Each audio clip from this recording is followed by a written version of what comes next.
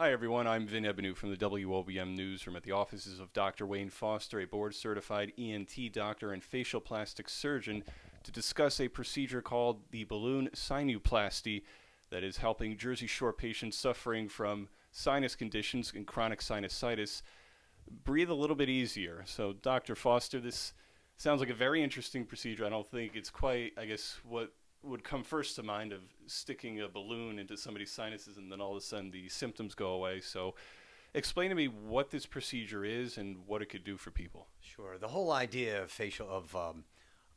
balloon sinuplasty or any sinus surgery at all is for those who have chronic sinusitis, nasal obstruction, and difficulty ventilating the sinuses.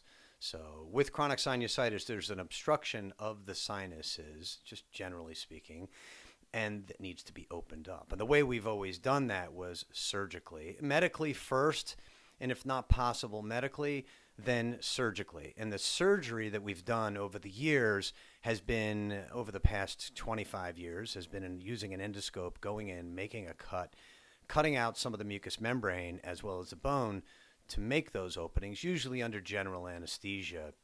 Then the balloon actually goes into those and produces an opening by slipping into the sinus, inflating the balloon, deflating the balloon, leaving the sinus open for ventilation without making any cuts. Therefore, there's less pain, there's a faster recovery, and we can do it under simpler means via not general anesthesia, but actually using twilight sedation or under local anesthesia, as we are here in the office today. How did the medical industry or doctors come up with this procedure to treat sinusitis?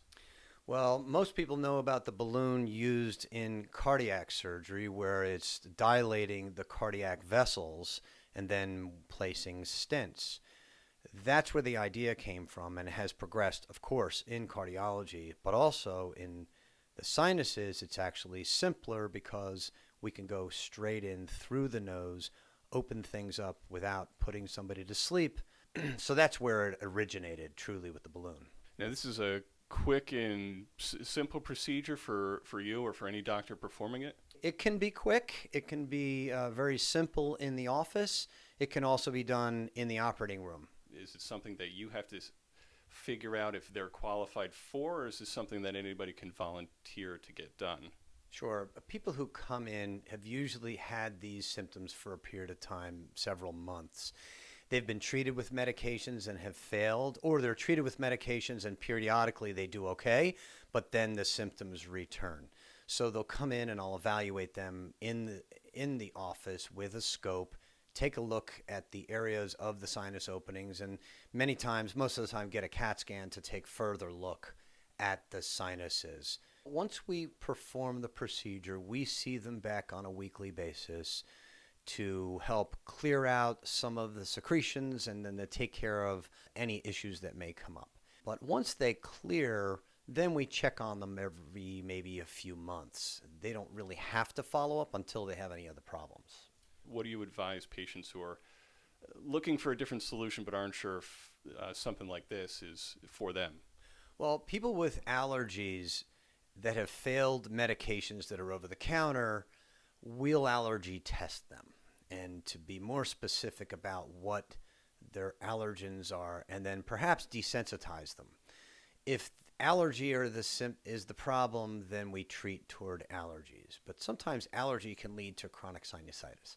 If it leads to chronic sinusitis, then we're going along this pathway and deciding, will they benefit from medications or procedures, and then we would discuss the balloon versus going to the operating room. Is there something that you would recommend to patients who have the occasional symptoms flare up? Is it just taking an over-the-counter medication? Is it taking a sinus rinse to get rid of that quick sinus irritant? So the first thing to do if someone has sinus symptoms is to try a decongestant. Over-the-counter decongestant, possibly a sinus rinse. We use nasal saline sinus rinses all the time. That's a healthy decontamination of the nose, and it helps the normal process of the nose clearing out secretions and decreasing some of the swelling. Other issues, over-the-counter nasal topical steroids like fluticasone, can help decrease some of the swelling and prevent them from having to go to the doctor. Dr. Foster, thanks for the time, and thanks for sharing so much about this procedure that will hopefully become more popular and that everybody out there will be breathing a little bit easier for years to come. Thanks for the time. Well, it was a pleasure. Thanks for coming out. Hey everyone, Vin Ebenu here at Dr. Wayne Foster's office in Toms River, an ENT doctor and a surgeon who's here with Rick Goldstein, who's going to be with Rick Goldstein today to perform a balloon sinuplasty for Rick here, who's suffering from chronic sinusitis, something that's familiar to a lot of people around the Jersey Shore, certainly during allergy season or pollen season right now. Rick is here to get some of that cleared up so he could breathe a little bit easier following. So, Rick, tell me, what were some of the reasons that went into your decision to get this procedure? I've had this sinusitis for many, many years, and I've just lived with it. Didn't want to do anything, just did all the nasal sprays every day and the rinses, and done everything over the counter that you can imagine, and nothing's ever relieved it. I'm just totally clogged up in my sinuses 24/7, but it's always congested or always running, one or the other, never anything in between. So I got a combination of things going on down there, and I'm hoping that after this, I'm going to feel good again. Now, what are some of the things that Dr. Foster told you that come along with this procedure that will help you long term? Well, they're going to clean all the blockage. So, I mean, the first few days are going to be difficult. And they say once you get through that, you're a week or two away from breathing freely again. And I'm really looking forward to that because I don't remember the last time I've breathed freely. Rick, thanks for the time, and good luck with the procedure. And hopefully for years to come, you'll be able to breathe a little bit clearer and freer. I hope so. I'm really looking forward to it. Okay, so let's say this is where the sinus is. We're slipping this in. I advance the balloon, inflate it. It inflates. It cracks these walls enough so that they're like eggshell and stays open. And then we deflate it, it leaves it open, and then I retract it back, bring this back, leaving the sinus wall open. So if you could see this on the screen, we're looking live into his nose, and then we will advance the balloon into the position where we want it. And then once that's in the proper position, which it is now, just advance the light. Great. Okay, awesome. Now we'll advance the balloon, and you can see live and where the balloon is, and this will.